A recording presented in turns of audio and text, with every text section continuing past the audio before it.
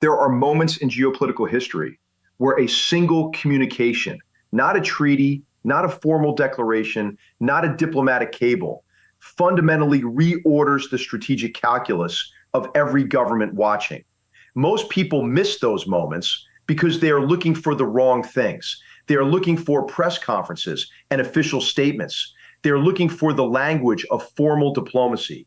But in 32 years of working inside national security structures, from combat commands in Iraq to the National Security Council, I learned one thing with absolute clarity. The most consequential presidential communications are rarely the ones delivered from podiums. They are the ones delivered in the space between official policy and public messaging. The space where a president can communicate intent to an adversary with precision while maintaining enough ambiguity to deny commitment to a domestic audience. What Donald Trump posted on Truth Social on Sunday, May 16th was not a meme. It was not social media noise. It was a carefully constructed strategic signal directed at one specific government, delivered through a medium that provides maximum reach with minimum diplomatic consequence. And if you do not understand the difference between those two things, a meme and a presidential signal, then you cannot understand what is actually happening in the Middle East right now. By the end of this analysis, you will understand not just what Trump posted, but why military planners on multiple continents are reading it with the same seriousness they would give a formal national security directive. Let me establish the context first, because the signal cannot be properly assessed without understanding the strategic environment into which it was delivered. The ceasefire framework that halted direct American military operations against Iran in April was never, from a military planning perspective, a resolution. It was a pause negotiated under conditions that favored American strategic positioning in the short term, but created a set of Iranian obligations on enrichment levels, on proxy force activity, on missile testing that required consistent verification and enforcement to remain credible. What American military planners and intelligence analysts have been documenting in the weeks since that ceasefire framework took effect is a pattern of Iranian behavior that has not met those obligations. Enrichment activity has continued above authorized levels. Iranian-aligned proxy forces operating in Iraq and Syria have maintained operational tempos that exceed what the ceasefire framework permitted. And the diplomatic engagement that was supposed to translate the ceasefire pause into a more durable negotiated framework has produced, in the characterization of multiple administration insiders, Iranian demands rather than Iranian concessions. That is the environment into which Trump posted an AI-generated image of himself standing on a United States naval warship, stormy seas, lightning in the background, Iranian naval vessels visible behind him, with the caption reading, "It was the calm before the storm." 4 words, but not random words, not chosen casually. Those 4 words have a specific history in Trump's political communication. And that history is the first thing every serious analyst needs to understand before they can assess what Sunday's post actually means. On October 5th, 2017, Trump stood before a gathering of American military commanders at the White House, looked directly into cameras, and said those exact words, "the calm before the storm." When reporters pressed him to explain what he meant, he smiled and refused. No elaboration, no clarification, no official follow-up.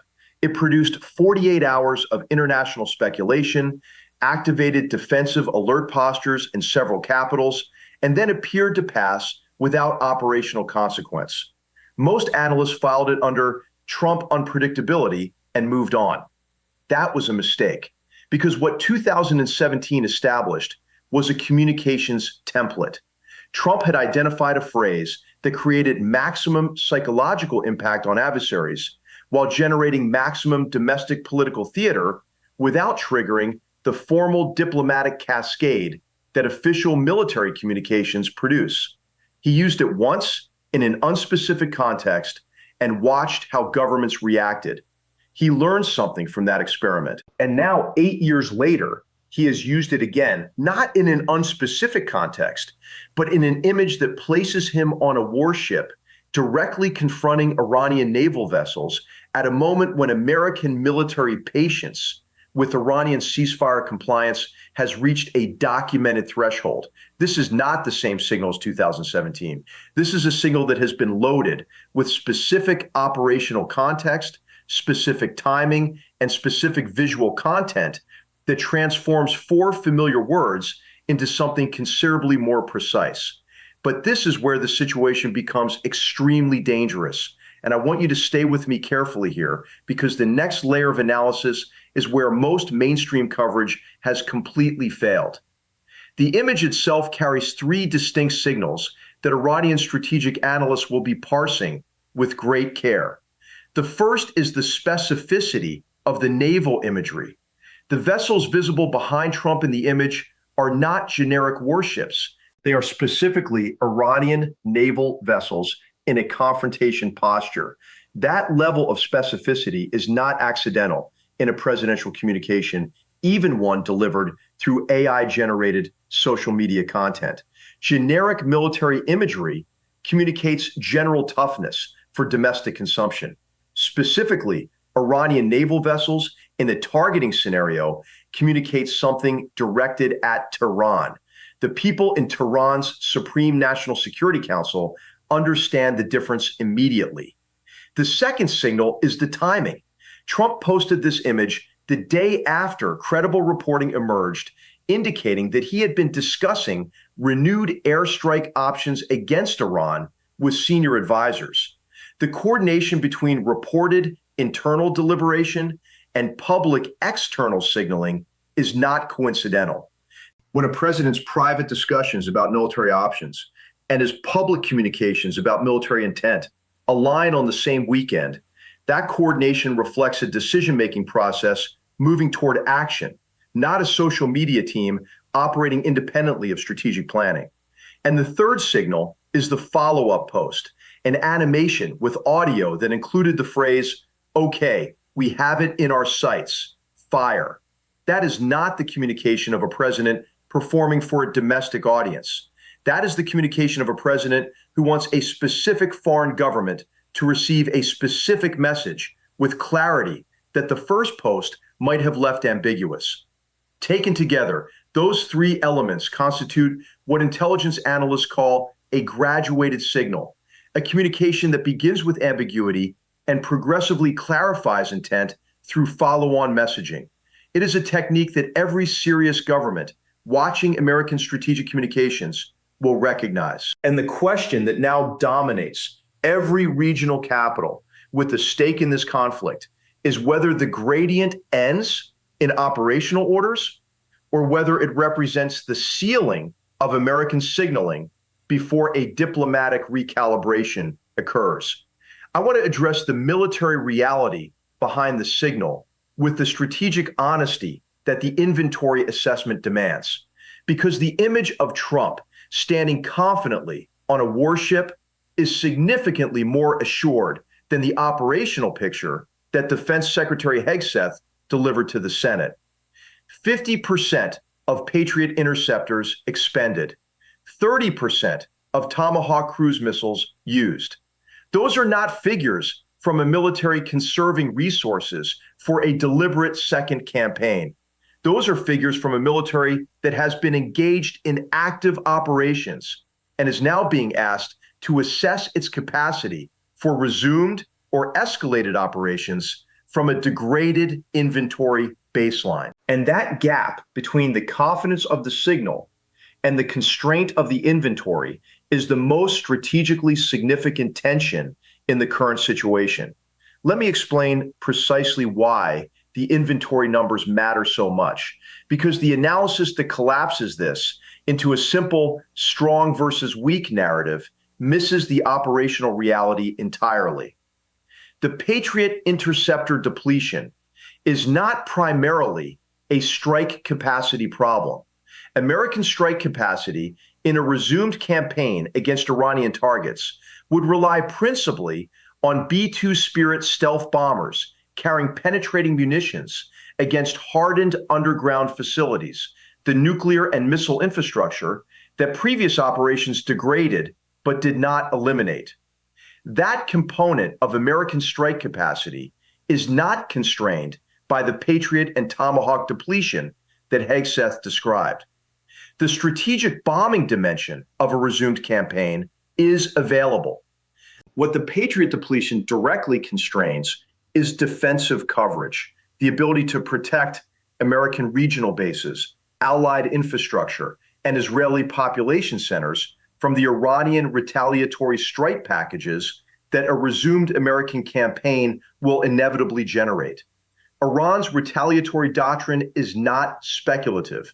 It is documented, tested, and calibrated against American defensive responses. When American strikes occur, Iranian ballistic missiles, cruise missiles, and drone swarms activate in a retaliatory sequence designed to overwhelm air defense coverage and impose costs on American partners and forward deployed forces. At full Patriot inventory, the defensive architecture available to manage that retaliation was designed with specific capacity margins. At 50% Patriot depletion, those margins have been significantly compressed. The storm Trump is signaling may be coming. The umbrella that protects American and allied assets during the storm is operating at half capacity. Stay with me, because the next dimension of this analysis changes how you should understand every military option currently on the table. The Tomahawk depletion matters differently. Tomahawk cruise missiles are the precision strike tool that American military planners use for time-sensitive target sets, targets that require accurate, low observable penetration against defended airspace in the opening phase of an air campaign. A 30% depletion in that inventory does not eliminate the strike option. It reduces the simultaneous strike capacity available for the opening salvo of a resumed campaign. Military planners designing a strike package against Iranian targets must account for a reduced Tomahawk allocation when calculating the number of targets that can be serviced in the initial strike window, the critical window before Iranian air defenses adapt, before mobile assets disperse, and before the political dynamics of regional escalation begin constraining operational flexibility. What that means in practical terms is that a resumed American air campaign against Iran, if it occurs, will almost certainly look different from what previous campaign planning envisioned. It will rely more heavily on B-2 strike packages and less on the simultaneous Tomahawk volleys that characterized earlier operations. It will prioritize the highest value hardened targets, the deeply buried facilities that only penetrating munitions from strategic bombers can reach, and accept greater constraints on the breadth of the target set that can be serviced simultaneously. And it will operate under a defensive coverage architecture that is more exposed than it was during previous operations. None of this means the military option is unavailable. It means the military option, if exercised, carries operational risks that were not present at full inventory levels. The military planners advising the president understand this with precision. The question is whether the president's signal on Sunday reflects that assessment, or whether it reflects a political communication calculation that has moved ahead of the operational planning it implies. What happened next in the Iranian diplomatic timeline is what made Sunday's post not just plausible, but from a strategic reading, almost inevitable. And this is where I want to slow down, because the mainstream coverage has been so focused on the aesthetics of the AI image and the political theater of Trump's social media behavior that it has almost entirely missed the diplomatic substance that gave the signal its operational weight. The ceasefire framework negotiated in April established specific Iranian obligations with specific timelines. Those timelines have now passed. The enrichment verification that the framework required has not been satisfied. The proxy force stand down that the framework demanded has not been enforced. And the diplomatic engagement process that was supposed to translate the April pause into something more durable has stalled in a pattern that American negotiators have seen before. Iranian interlocutors presenting new preconditions, requesting additional concessions, and extending the timeline for their own commitments while continuing the activities the framework was designed to halt. Trump's tolerance for that pattern is not the same as his predecessors. Previous American administrations operated on a diplomatic patience model that accepted extended Iranian negotiating timelines as the cost of maintaining a diplomatic track. Trump does not operate on that model. His patience threshold is calibrated not to diplomatic process norms, but to his own assessment of whether the other side is negotiating in good faith. And when that assessment turns negative, the response is not a formal diplomatic protest delivered through back channels. It is an AI image on Truth Social at 4 p.m. on a Sunday, with 4 words that every intelligence service on the planet is now analyzing. The diplomatic stall that preceded Sunday's post was not invisible. It was visible to everyone paying attention. The signal Trump sent was the response to a specific threshold being crossed, not a random escalation, but a measured communication that the patience the ceasefire framework required has reached its limit. The most important question about Sunday's signal is not what it means for American domestic politics. It is not what the mainstream media analysis produces over the next 48 hours. The most important question, the one that will determine whether this conflict enters a fundamentally more dangerous phase, is what the people inside Tehran's Supreme National Security Council read when they see it. And to answer that question properly, you need to understand something about Iranian strategic culture that most Western analysts consistently underestimate. Iran has spent 4 decades developing one of the most sophisticated American presidential communication analysis capabilities of any non-allied government on earth. They have studied every American president's signaling patterns, formal and informal, with the institutional rigor of a professional intelligence service, because the cost of misreading American intent has twice in their modern history produced catastrophic strategic consequences. Iranian analysts do not read Trump's Truth Social posts the way American media reads them. They do not filter them through partisan political frameworks or social media engagement metrics. They read them the way a military intelligence officer reads intercepts, looking for the specific elements that distinguish genuine operational intent from domestic political performance. And the specific elements of Sunday's post that Iranian analysts will assess most carefully are precisely the 3 I identified in the first part of this analysis, weighted against the diplomatic timeline context that makes each element more alarming than it would be in isolation.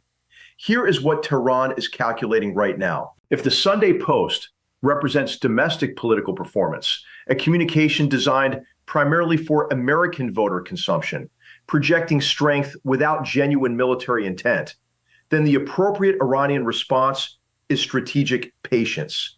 Continue the diplomatic engagement, extend the timeline, present new preconditions, wait for the American domestic political environment to generate constraints on the military option. This is the playbook Iranian strategic culture has used successfully against multiple American administrations. It is calibrated to the institutional patience of American democratic governance, which historically struggles to sustain military commitment through extended diplomatic timelines. But if the Sunday Post represents genuine operational signaling, a communication directed at Tehran rather than at American voters, reflecting a commander-in-chief who has made or is close to making an operational decision, then the appropriate Iranian response is entirely different. Accelerated dispersal of mobile military assets, increased hardening of remaining nuclear infrastructure, activation of proxy force alert postures across Iraq, Syria, and Yemen, back-channel communication through Omani intermediaries, testing whether a diplomatic off-ramp exists before the signal becomes kinetic. The distinction between those 2 Iranian responses is not academic. It is the difference between a conflict that remains in the signaling phase and a conflict that enters the operational phase. And the factor that will determine which Iranian response emerges in the next 72 hours is whether Tehran's assessment of Trump's genuine intent aligns with or diverges from the signal's actual operational weight.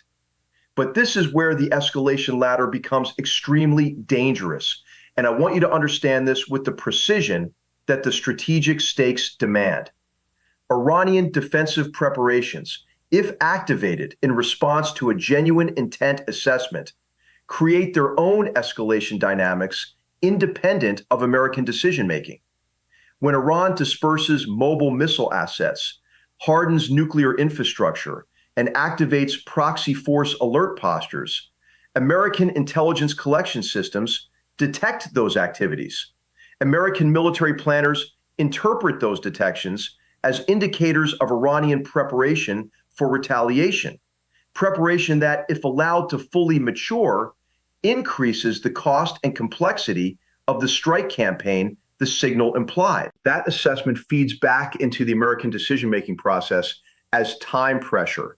The window for striking before Iranian defensive preparations reduce the effectiveness of the strike package begins closing from the moment Iranian dispersal activities begin.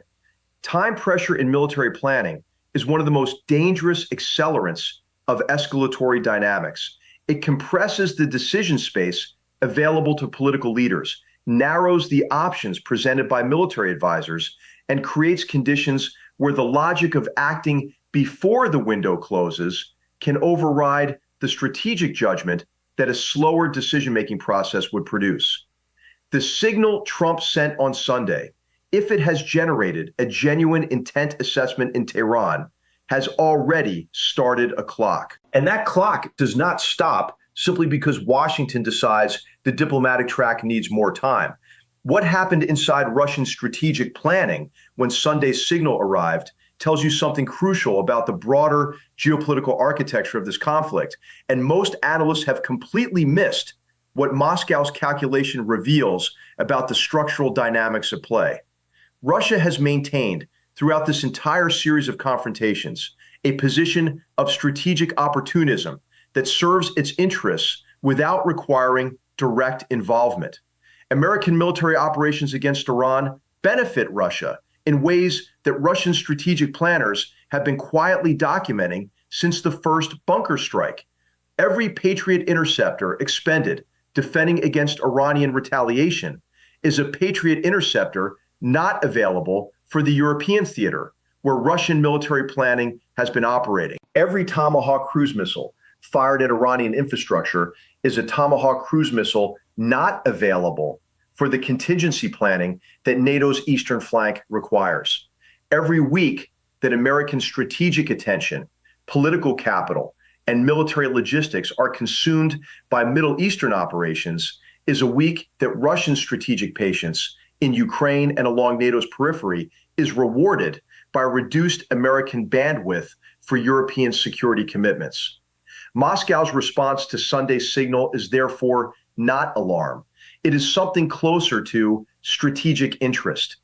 A resumed American strike campaign against Iran, if it materializes, further depletes the inventory and attention that Washington needs for every other theater simultaneously.